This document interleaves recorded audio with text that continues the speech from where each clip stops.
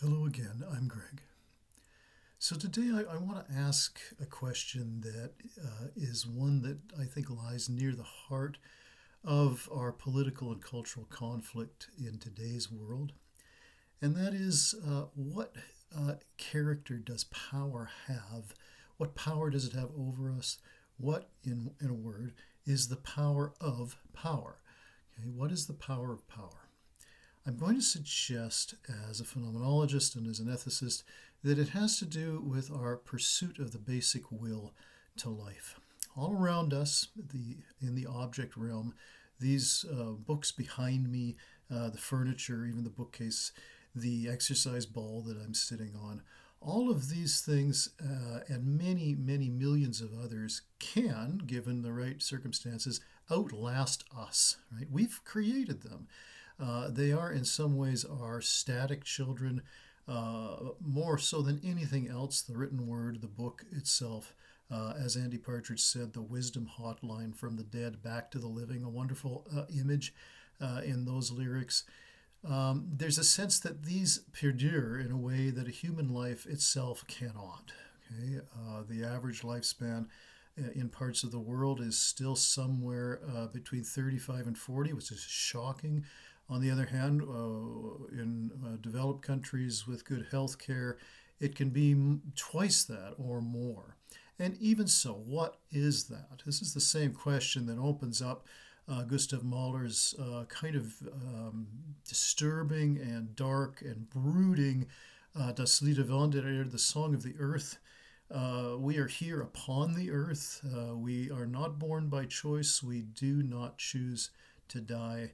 That is what links us as a single species and as a single form of consciousness. All the rest of it, in some ways, if you were to be really hard-nosed about it, all the rest of it is but window dressing when compared to those two kind of polar but also elemental aspects of what it means to be a human being. So, in all of that, here I am, and I might be able to live to 80, 85. My dad was 87, so maybe there's something in that. And we simply don't know how long we're going to last. But we also see around us all these things that have lasted far longer sometimes. I mean, I can look back just in the camera here and see part of my library and know that there are books there that are 100 and sometimes even 150 years old. And very few people live to 100, and nobody lives to 150, at least not as yet. So all of these efforts, right? All of these efforts to extend life, to make consciousness indefinite, cybernetic implants, and downloaded consciousness in the way that Raymond Kurzweil has talked about it, the idea of AI, even the reaching out into the void and asking, is there anyone else out there? Who are you? How have you survived? What form of consciousness do you occupy? Is it something that can last?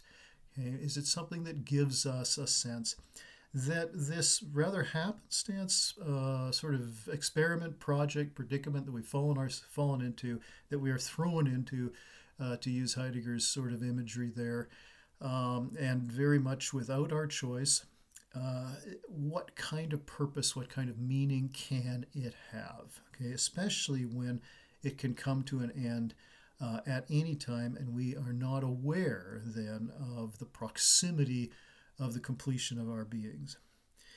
So the power that power has over us is, on the one hand, a very sincere one, very authentic to the human case. Okay, this is sort of the lighter side of the street, if you will, the sunnier side, where we're pursuing something that not only gives us a sense that even in a finite lifespan, even within the existential fold of human finitude, okay, unknowing finiteness is how I would define finitude. It's an unfamiliar word.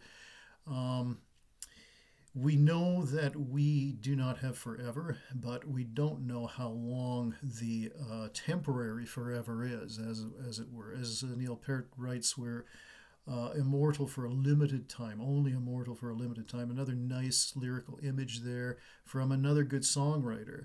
Um, all of those things point, if we have people talking about this issue in popular culture, as well as it being a perennial issue in something as highfalutin as philosophy, then it's got some kind of hold over us, right? Both ends of the cultural spectrum are interested in this topic. So the power of power on the one hand is about our will to life. Okay? It's not just about posterity, it's about thinking that, okay, in spite of our limits, in spite of my limitations as a person, I am going to make a difference. I'm going to make an impact. I'm going to leave something of myself, just as all these authors in behind me, of whatever stripe, merit, quality, or discourse, they perdure in some way. You can open up a book, for example, and say, okay, I know something about the person that wrote this book, even indirectly, even though for many authors today, of course, including myself, that is not the most salient point. It's not the primary motive. The power of power, on the other hand, has a kind of shadier side to the street to it as well. There's a sense that we might buy into the delusion that holding power, especially power over others, and especially political power, gives us a sense that we are immortal in spite of our mortality, right? That we surround ourselves with an aura, however inauthentic and however fraudulent, that insulates us against our own deaths. Okay? Politicians notoriously gain power and then equally notoriously, by any means necessary, attempt to hold on to it. Even in democracies where politicians are beholden, to a certain extent at least, to regular people like you and I, there is a desperate and sometimes very manipulative manner of swaying us into giving them just yet another chance. Okay? Even if we're disgruntled, or our lives have been disseveled by their actions. Okay, one more chance. Please just let me, I'll prove it to you. I'll make good on my promises. I will be the one that you originally thought I was. Okay, so writ a little larger than, say, the first date or second date where you're thinking that, oh boy, I really blew it there. I hope she gives me another chance. And even in our heads, we're probably not going to get down on our knees right on a first date and say, please give me a second date, give me a second. That would be a real red flag, I think. I hope, at least today it would be. Maybe 100 years ago or 200 years ago it would not have been. But certainly today, if anybody actually does that to you, I would suggest probably not going on a second date. But similarly, right, if we are a lot more, ironically perhaps, we're a lot more easygoing on our politicians than we are on our prospective friends and lovers. And when they beg us to give us a second chance, it seems like about half the time we actually do that. Okay, now it's a little different because, of course, there's a much more limited pool of choices out there. And then the power that we are giving them, they're granting them, or in non-democracies, this power that they kind of accrue to themselves or even seize in some kind of coup d'etat, there's a sense that that power is only going to affect us indirectly. No matter how kind of grim it is or gruesome the results of the actions of power may be, it's not going to affect me as in the way that if I invite somebody into my life at an intimate level, that's going to have a much greater effect. Okay, so it's not quite the same thing, but it is of interest that the further that power rests or is perceived to rest from us, the more slack we're willing to give it. Okay? Now, is this something that's a political error, an ethical error, a historical error? I don't know. I'm not a political theorist. I'm not a historian.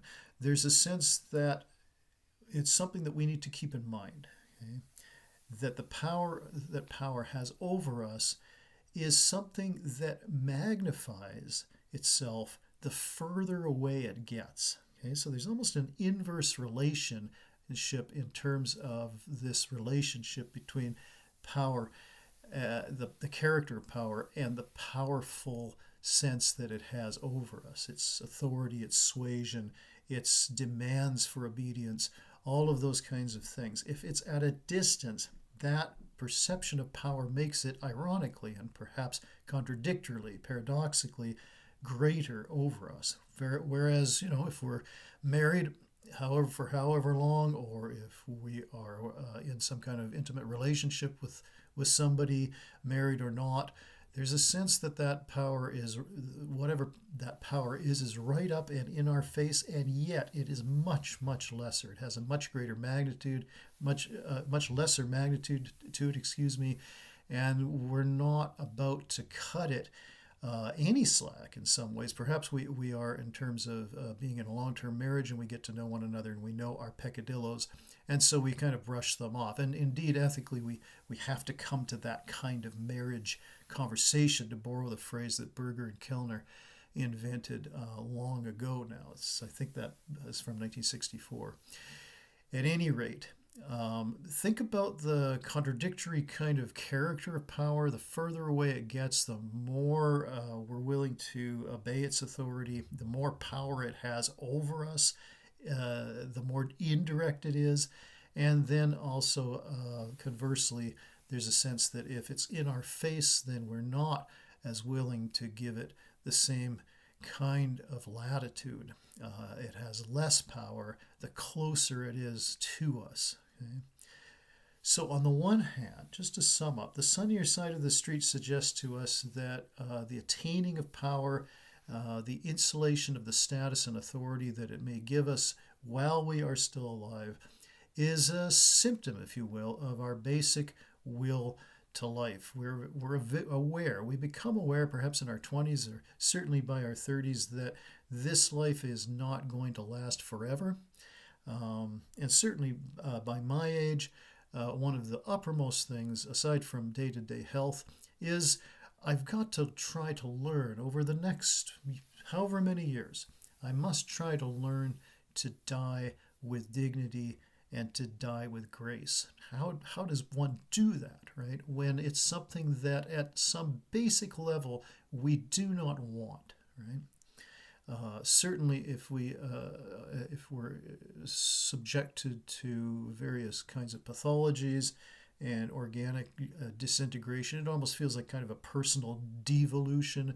I'm falling apart at the seams as I grow older, and it's all downhill from here. All of those things, many of them cliches, we are experiencing a qualitative shift in the quality of life. What power is there out there, right, to kind of rescue me from that? Is it cybernetic implants? Is it stem cell treatments? Is it human genome engineering? Is it AI, downloadable consciousness? Or are there some aliens out there who are ready to kind of step in and say, hey, wait a second, we faced this about 1 billion years ago, and this is how we got around it, so we'll share it with you. All of those things, they're certainly staples in entertainment fiction, science fiction and fantasy in particular. Why does any of that exist? Why are we spending enormous amounts of time and money questing after these things? Well, it's all the same thing. The power over life and death is something that is both fascinating historically and also, if you will, tempting existentially, tempting ethically. Now, where does that temptation lead? We don't know.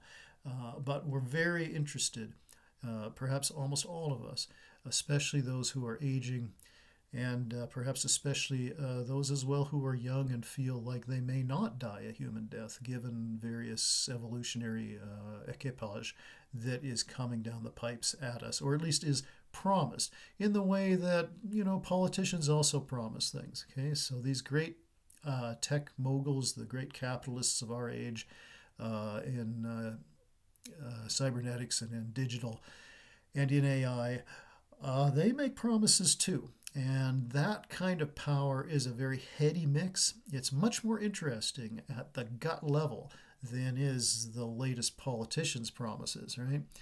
It's something that might well, if not me, affect my children and certainly my grandchildren. And consider this now, that if you're a young person today, if you're younger than 20, say, it's plausible, at least, that you may not die a human death.